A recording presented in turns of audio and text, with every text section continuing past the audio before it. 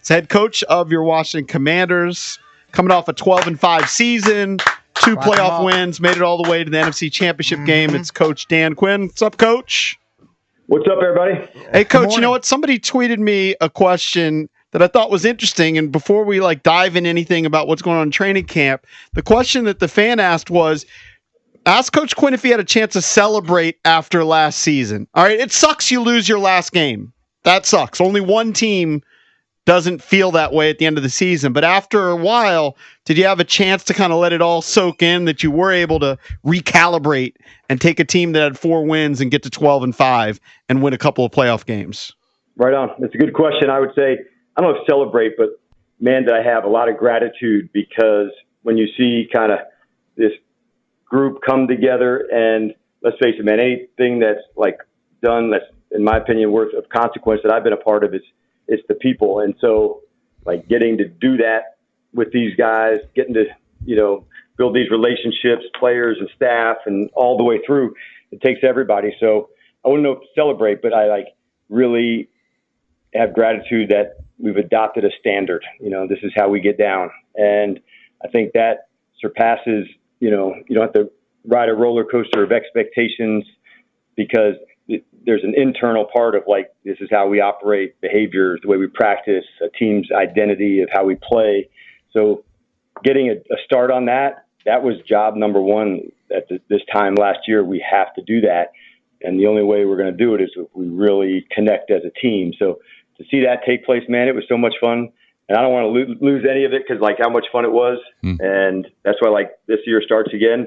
So I don't look too far down the line, because I like being in the fight with everybody. So yeah, again, there's a gratitude piece. I don't know if celebrate's the right word, but okay, there's a lot of pieces that are coming together that we need to get done. And that's cool as hell. Well, I kind of want to ask you about that, because, when you were at Atlanta, you had great success, pretty quickly too. You go to the Super Bowl. I think it was your second year, right? What did you learn from that experience so that you can look, success is not always linear, but that you can grow from that, right? And keep getting better. And you guys were so freaking good last year, kind of shocking everybody. How do you manage that and yet still get better? Yeah, EB, that's it, man. It's when you have a standard, I think that's the thing, because then you're not, chasing, something from the past or this amount. We want to get so much better, and we think that we can. And I feel like we've already gotten better, and we're just kind of going into training camp. But you feel standards begin to rise, and they then go to the next space and to the next space, and you bring the other people with you. And so the part I would say that I've found here is developing the leaders within.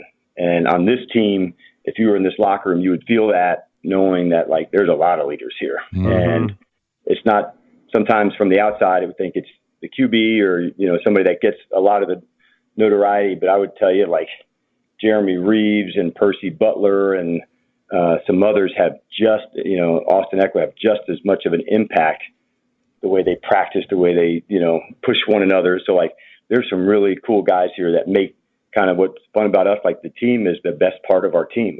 These guys really want to battle for one another. And we had a 3-day block here at training camp, and you guys know, locally here this week, it was hot, man. They got after it, dude. So there was no tapping. It was I'm down and pushing one another. And so in a training camp, that's what I wanted to see. And so them giving it up for one another, in the heat, in going, that's cool. Coach, how grateful are you that your coaching staff comes back intact? Because when you have success like you did last year, other teams come sniffing around. They want to poach your guys, but you've got the whole squad back. Yeah, man, are we fortunate?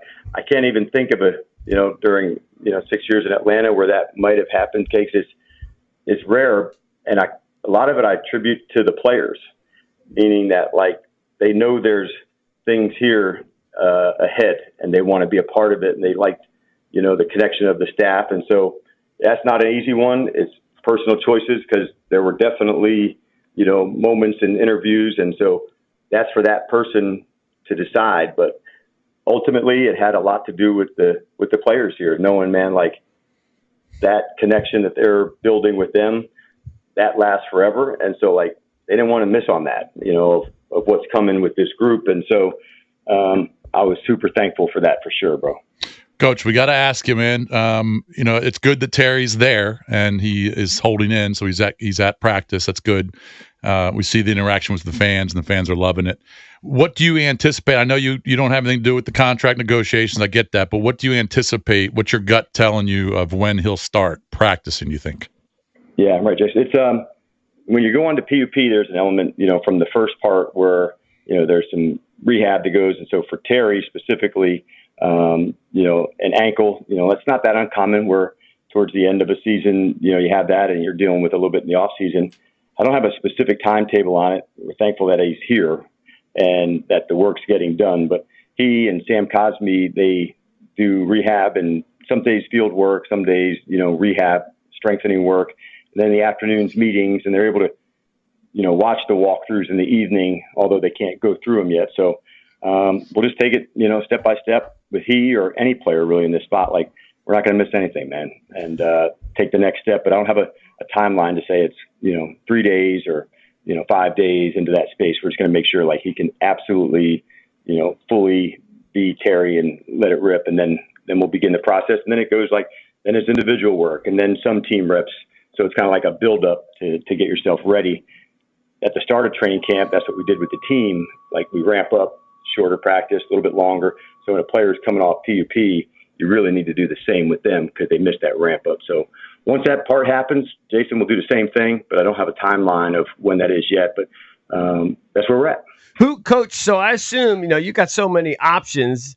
Obviously Zach Ertz had such an unbelievable year last year. Adding Debo, so exciting. But so I assume they get more balls. Let's say you have a couple, inter-squad scrimmages, et cetera. God forbid you have a game or two without him. Who knows? But, who replaces Terry?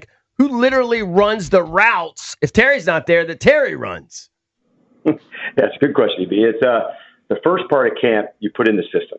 And meaning, we call it install. So it's basically, say, here's the chapters we have to know for today. Sometimes it's red zone, sometimes it's some third down, sometimes it might be short yardage. So once you get done the installs, then you start featuring who would be for this route, where would we want to do this player, and you do some exploring right now. And one of Cliff's superpowers is finding the right people and putting them into the right locations. I really admire that about him, whether it's where Zach locates, where, Debo's been so far. That part of his game, he is always kind of thinking into that space. So for Terry, for Debo, we've added Jalen Lane, Noah's here, Luke. So how are we putting the running backs in? When we got some tight ends that we're excited about, how would we feature them? Those are the things, as coaches, that keep you up at night in a good way to say, all right, how am I going to get this guy better? Where would I put him? So coaches think that way. And it's one of the things that Cliff is elite at. And we're kind of a few more days of these installs, really up to the New England week. And then after that, we kind of get back to say, okay, how do we put this person here? How do we put this person there? A little bit of practice back and forth. Let's see this matchup. Let's play man-to-man. Let's put Amos against this player. All right. Let's go, the next matchup. Let's see this safety against Will Harris against Ertz. And a little bit of chess match to go for guys training, evaluating, can the route work? When you go year two as a staff, what I've been pleased to see, they're collaborating more. We were doing an end of the game scenario the other day, and the night before, it was, the offensive coaches and the defensive coaches talking, defensive guys saying this would be harder. And so that just doesn't happen all the time, man. And so to see their collaboration together, that's a big deal. If they were, oftentimes people just think of offense and defense separate, but if you really want to create something, you need the other point of view or things you wouldn't know or you might forget. And so that's my example from this last block of practices, from a staff winning to say they got better because the defense told the offense, if you did it this way, it'd be more effective. And it's not better for them, it's a harder play at practice, but that's what it's about. And that really fired me up. All right, so we're talking to Dan Quinn from the Commanders. You guys know that.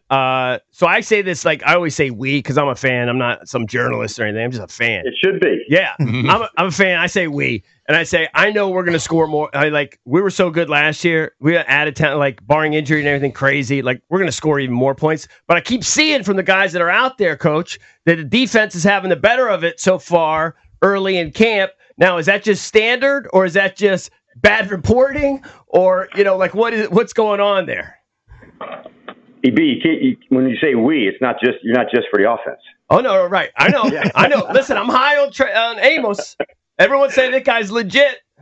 Yeah, each week you kind of just think, man, like, what do we got to do to win this week? And sometimes it's scoring more, it's stealing an extra possession. So that's the way I look at it. But I do love the battling that's taken place back and forth. Yesterday, we featured lots of man-to-man, lots of deep throws, which aren't all high percentage, but you have to test it. So you could say, well, yeah, on a day like that where there's a lot of throws over 20 yards, it's not 70% completion. And if it was, I would have been like, oh, boy, we really got problems on the defensive side. So there's all these days, man, that go back and forth. We emphasize different things. So I get there's like reporting of, who won the day or who did that. And like, if you were in the coaches meeting, like sometimes we're designing it to be really hard. Like I did a 2-minute the other day with like 40 seconds from the -15 to see if we could get there. And all these things, if you don't test them on the field, how are you really going to know? And so it's one thing to do it in the classroom or on video, but like it all has to be developed on the field. And that's what like this month is about. And even going against some of the other teams, and practices to say, all right, let's find matchups. And that's why I'm excited to go spend a couple days next week with Braves and the Patriots to work through the practice and then get into the game. Because sometimes the practices even have more unique things about them than the game does. Coach, only have a couple minutes left with you. So we did this one of the times we had you on before with a little word association. I just want you to give me your quick thoughts. First thing pops into your head. Josh Connerly. Absolute beast. Like it. Javon Kinlaw. Absolute beast. I would say, like, somebody asked me the other day, like, who would you bring if there was a fight? Like, right. If I'm going to go somewhere, like, Kinlaw's coming with me. He's scary. He scares me a little bit, Coach. Even like on the TV screen, he scares me. How about he's been so excellent. So I would say, like, for Kinlaw, I would think Allie. Yeah. How about Bill? We've learned that he goes by Bill Chikori. One cut. He has this explosive nature that he can put his foot in the ground and absolutely explode. So when he puts that foot in the ground, he doesn't chop. He makes a decision and he goes. So I know this is not one word, but I'm giving you some information. I know. I want more than that. Coach, I know you like that collision between Bill and Tyler Owens. I think on day 4, first day in pads, right? Yes. Yeah. Yes, that is. He sees you, you see him. Yep. That is what we call thudding. It's not from the side, but like I also like the balance and the ability to go finish runs as a running back. They're really the ones in the running game that make practice go. They don't get stopped. They finish out. So, like, that's the key. And so he's off to a good start. We got a long way to go with he and the rest of the guys. But there's a play here and there that you're like, that's it. And keep going and keep attacking. And so I love his mindset, man. Like, this dude is hungry. Just 2 more for you. Marshawn Lattimore. It's my guy. Yeah. He is an elite competitor. And it's what I loved about him going against him. And it's what I love about him as he's here. He has really, really high standards as a competitor.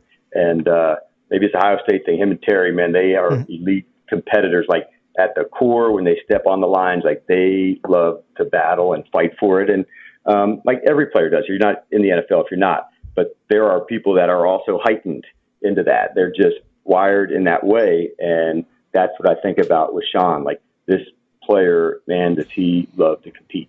Mm-hmm. Coach, we know you got to run. Appreciate the time.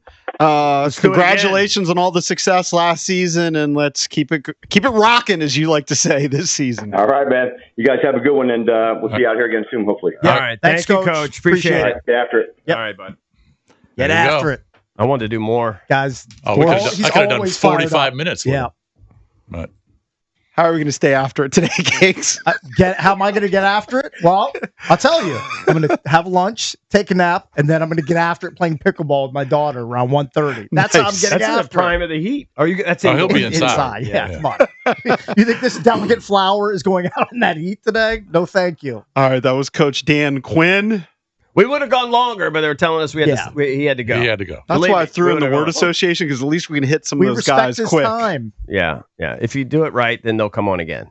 Hey, he wouldn't like what Linnell said about Josh Connerly.